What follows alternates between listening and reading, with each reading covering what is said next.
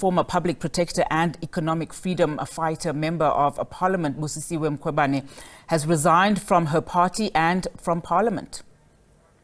Well, in her resignation letter addressed to EFF President Julius Malema, Mkhwebane explains how she felt her rights were violated when she served as the public protector of the country. She further laments her removal as public protector because of the cases she investigated, which included the CR17 donations as well as the Phala Phala report. She adds that she'll be focusing on spending time with her family. Mkhwebane joined the EFF exactly a year ago on this day and served on the Justice Portfolio Committee in Parliament.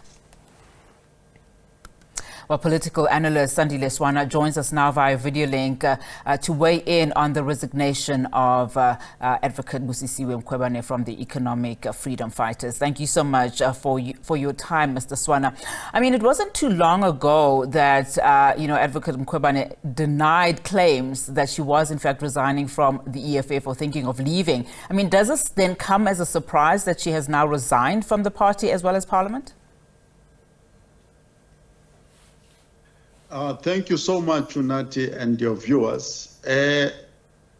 Well, from my perspective, even if that perspective may have been mistaken at the time, when there were indications that there are certain people who would leave the EFF, I counted Mkhwebane among those that would leave the EFF, but she didn't leave immediately.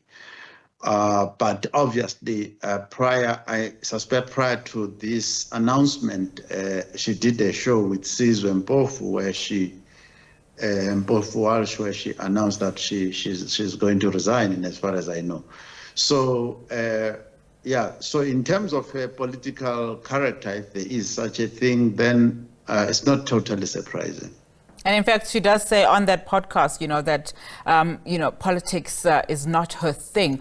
But there's, of course, a lot of speculation in terms of where she might be going. Do you think that she will still find herself in politics?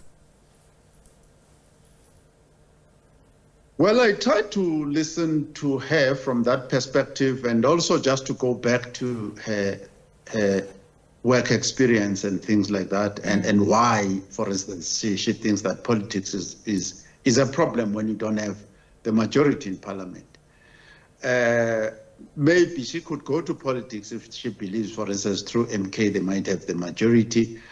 But that work that, as she defines it, of defending human rights and other things, there is no place where the people who defend human rights are the majority or have the majority in any case. So she might be an academic, she might be in the NGO space, but I don't think she's going to disappear.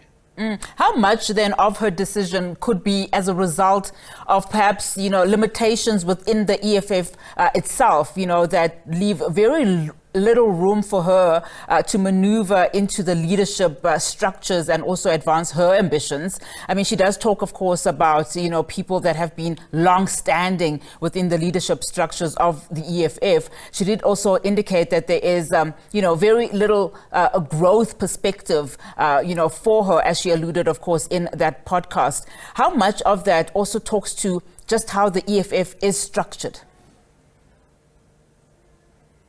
Well, there could be issues like that, but, I could be accused of being mischievous. But, in cases like this, Helen Zille, when people were leaving her organization, others blamed racism, others black leaders, and this and the other thing. But as we speak today, it looks like load shedding is coming my way. There is a sense in which these leaders live precisely because ideologically they are incompatible with the political party.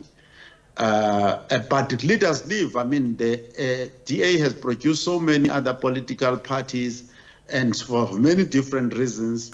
ANC has produced its own. Others have left the EFF and so on. Action SA, they've left, and so on and so forth. So I think that EFF is going through a period where it has to clarify even more than before where it stands politically.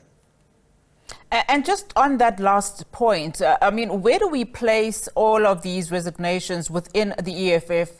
And also when we have to look at, of course, the MK party, she did indicate that she had been approached by various political parties, but in fact several times by the MK party. Where does this leave the two political parties?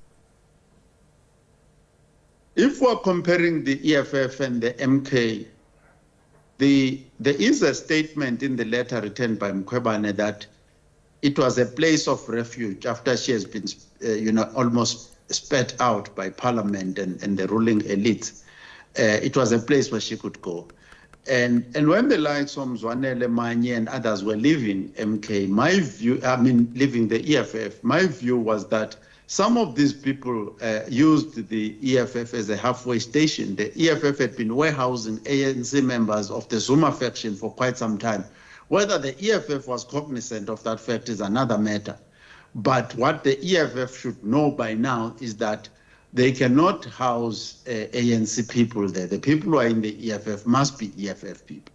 Mr. Swana, thank you so much for your time. That's where we have to leave it for now.